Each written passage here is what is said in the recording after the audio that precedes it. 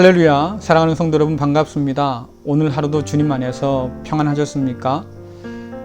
하루의 일과를 마치고 쉬는 지친 여러분에게 하나님께서 쉼과 또 새 힘을 더하여 주기를 간절히 기도합니다. 요즘 코로나19의 확산이 심상치 않지요.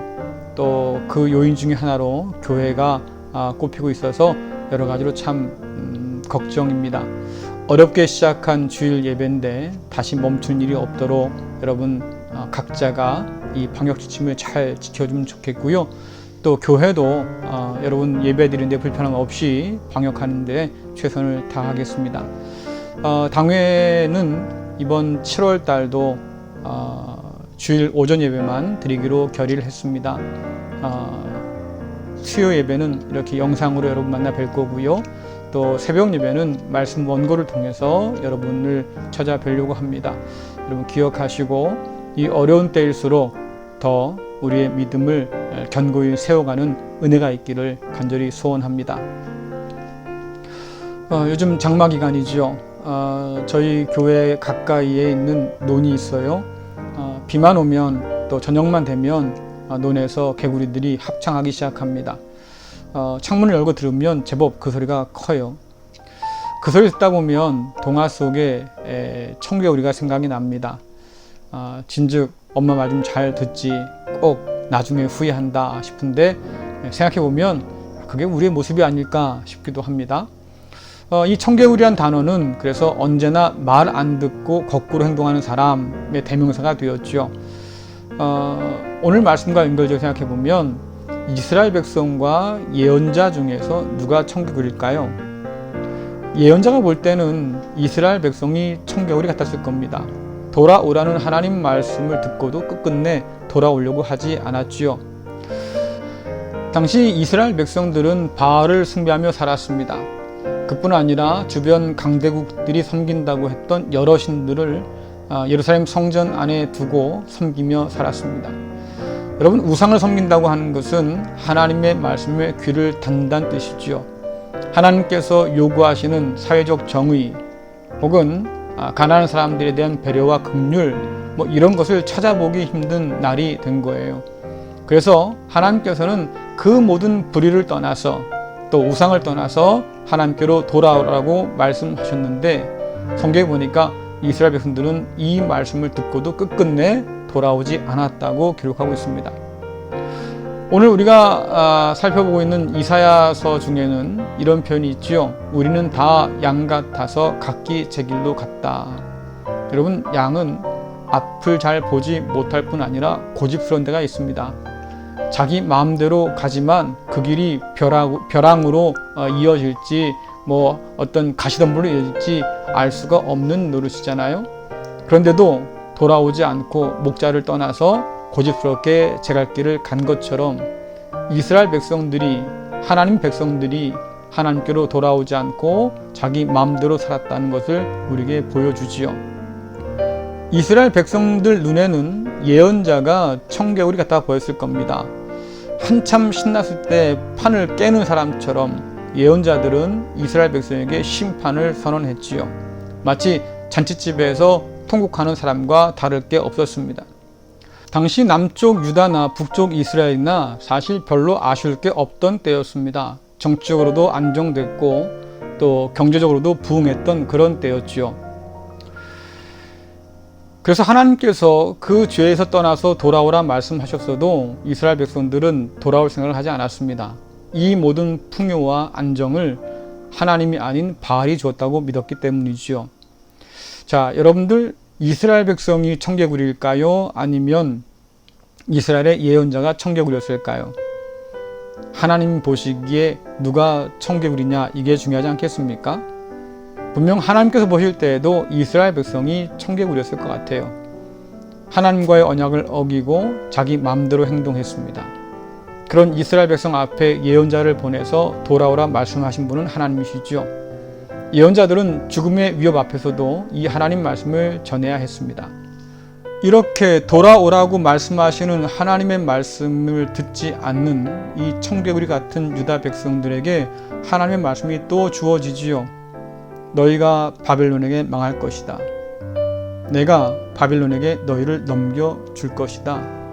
내가 바벨론을 회초리 삼아서 내 백성을 징계할 것이다. 자, 그런데 이 말씀조차도 그들은 믿지 않습니다.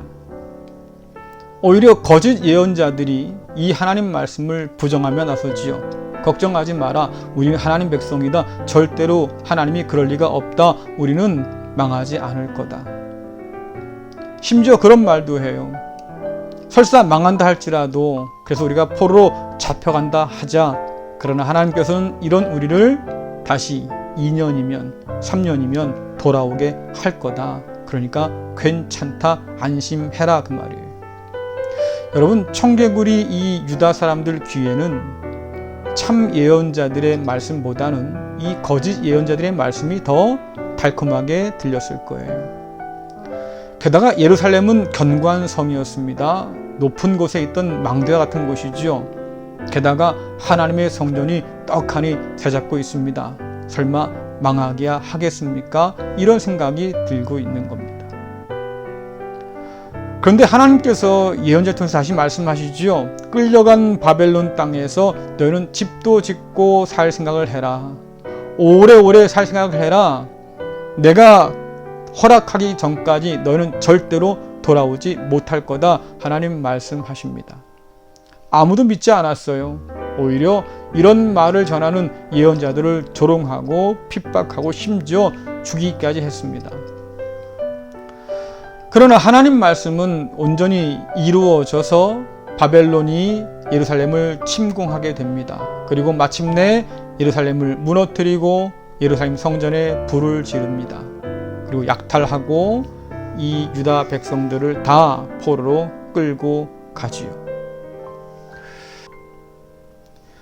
이제 기나긴 바벨론 포로 생활이 시작된 거예요.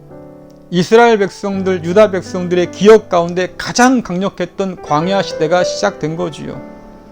한 가지 한번 생각해 봅시다. 하나님께서 그 광야로 밀어 넣으신 걸까요? 아니면 유다 백성들이 제 발로 스스로 걸어 들어간 걸까요? 그것이 어쨌든 간에 여러분, 광야는 괴롭고 힘든 곳이지요. 시간이 길어지면 길어질수록 자신을 돌아보지 못하고 하나님에 대한 오해가 점점 더 쌓이기 시작했습니다. 하나님이 우리를 버리셨는가? 하나님이 우리를 잊으셨는가? 하나님이 어떻게 우리에게 이럴 수 있을까? 이렇게 우리의 인생은 이 광야에서 끝나고 마는 걸까? 수많은 질문들이 시작되고 터져 나오는데 말이죠. 응답하시는 분이 하나도 없어요. 하나님께서 침묵하고 계십니다. 그리고 무려 70년이라는 시간이 지금 지나가고 있는 거예요. 여러분, 광야가 길어지면 길어질수록 인내가 바닥이 나고요. 또 소망도 점점 더 바닥을 드러내지 않습니까? 아마 유다도 그랬을 거예요. 무려 70년 동안 포로 생활하면서 누가 하나님의 약속을 다시 기억하겠습니까? 내가 반드시 너희를 돌아오게 할 것이다.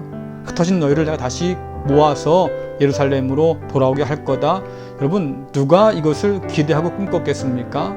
이스라엘 백성 중에서, 포로된 백성 중에서 그것을 기억한 사람은 극히 드물었을 것 같아요. 그런데 어느 날 하나님께서 이사야를 통해서 말씀하십니다. 내 백성을 위로하라. 내 백성을 위로하라. 이제는 그 복역의 때가 끝났고 너희의 죄값은 다 치렀으니까 다시 내가 너희를 내 백성으로 회복시켜서 유다로, 예루살렘으로 모이게 할 거다. 하나님의 놀라운 약속이 다시 들려오기 시작하지요. 부모가 너희를 잊는다고 해도 나는 너희를 잊어본 적이 없다고 말씀하십니다. 두려워하지 말아라 말이죠. 너희는 내 백성이다. 그러니까 내가 너희를 반드시 지켜줄 거다. 너희를 도울 자가 아무도 없겠지만 그러나 내가 너를 반드시 도와줄 것이고 내가 새 힘과 또한 새로운 소망을 안겨줄 거다. 사막에 길을 내서라도 내가 너희를 다 모아서 다시 예루살렘으로 돌아오게 할 거다. 옛날 그 칠흑과는 비교할 수 없는 놀라운 구원의 역사를 내가 행할 것이다. 그러니까 이전 일들은 다 잊어버려란 말이지요. 여러분들 누가 믿었겠어요? 바벨론 이 포로 상황을 놓고 보면 말이죠. 그야말로 그림의 똑같은 그런 말씀이에요. 누가 바벨론의 손에서 이스라엘 백성을, 유다 백성들을 건져낼 수 있겠습니까? 저 강력한 바벨론의 손에서 말이죠. 망해버린 이 백성들을 누가 도울 수 있겠습니까? 아무 기대를 할 수 없는 그런 상황인 거예요. 유다 백성들은 다시 갈림길에 서게 됩니다. 이 상황에서 하나님의 말씀을 다시 믿어야 할지 아니면 포기해야 될지. 여러분, 광야에 들어선 사람에게 가장 중요한 게 뭘까요? 그들과 함께 하면서 그 길을 인도해 가는 누군가가 필요하지 않겠습니까? 이미 이스라엘 백성들은 출애굽 광야에서 그런 하나님을 경험했습니다. 마찬가지로 바벨론이라고 하는 이 광야 포로 시대 때에도 하나님은 그들과 함께 한다고 약속하셨습니다. 내가 너희 중에 있다고 말이지요. 내가 너희를 버려둔 것이 아니라 너희를 지금 이 광야 가운데서 인도하고 계신다고 분명히 말씀하고 계십니다. 문제는 그 하나님을 과연 신뢰할 수 있을까? 그 하나님 믿고 그 광야 가운데서 견뎌내고 인내할 수 있을까? 여러분, 이게 남은 숙제가 아니겠습니까? 함께 하시는 하나님을 신뢰할 수 있어야 그분의 약속도 믿을 수가 있는 것이고, 그 약속을 통해서 주시는 위로와 힘을 얻을 수 있고 소망 가운데 인내할 수 있게 되는 거지요. 만약에 유다 백성들이 이 광야 생활을 통해서, 바벨론 생활을 통해서 하나님을 신뢰하는 것을 배우지 못한다고 하면 그들은 여전히 청개구리를 벗어나지 못하고 광야도 끝나지 않을 겁니다. 우리는 그동안 광야를 살펴보면서 분명히 확신한 게 한 가지 있습니다. 어떤 광야든지, 그것이 하나님의 어떤 시험으로 주어진 광야든지 아니면 내가 잘못해서 제 발로 걸어 들어간 광야든지, 그 어떤 곳이든 하나님께서 그곳에 함께 계신다는 사실이지요. 그 광야 가운데서 하나님을 신뢰하면서 약속을 믿는 자는 위로를 받습니다. 그리고 그 광야를 묵묵히 견뎌낼 힘을 얻게 되겠지요. 그리고 마침내 그 광야가 끝나는 약속된 날을 선물로 받게 될 거예요. 여러분 어떠십니까? 여러분 광야에서 여러분은 청개구리로 여전히 살고 있습니까? 아니면 하나님 말씀 앞에 순종하며 살고 있습니까? 우리는 광야가 아무것도 없는 땅이라고 생각하지만, 그러나 분명 그것은 하나님이 함께 계신 땅입니다. 그 하나님께서 주신 약속을 붙들고 산다고 하면 우리는 광야를 견뎌내고 이겨낼 힘과 또 위로를 얻을 수 있을 거예요.